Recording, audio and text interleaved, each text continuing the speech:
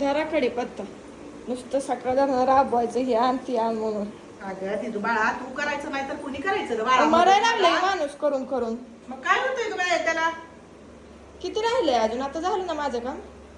सगळी तयारी करून दिली माझ्या दिदू बाळानं. इकडं खीर लावली आहे आता. इकडं मस्तपैकी कांद्याचं भजी निम केले तर बटाटा भजी आणि कांदा भजी.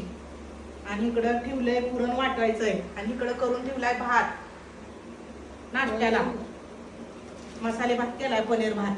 पनीर भात आहे का? पनीर भात तुला दाखवती म्हणती तर तू म्हणती नको दाखवाय, सारखं दाखवायचं नाही. कितीदा भात दाखवायचा असतो? दाखवायचं असतो छान झालेला. दाखवा पण बघू. थांबा जरा. भात कसा केलाय भात? असा केलाय, असा केला.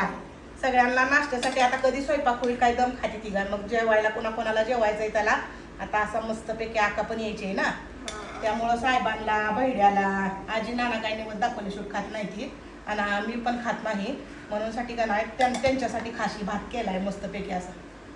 आता सगळा निवड झाला म्हणजे घरून आपण व्यवस्थित सगळं हे करायचं. भया आणायला लागलाय राहिलेलं सामान तळून तळून अजून लय काम बाकी. आणि ही सांडगं कसं जायचं? ज्वारीच आहे बाजरीचं सांडगं आहे हे. बरोड्या खारवडं हे असं मस्तपैकी तळून ठेवलंय. आता का नाही राहिले त्या पोळ्या आणि आमटी.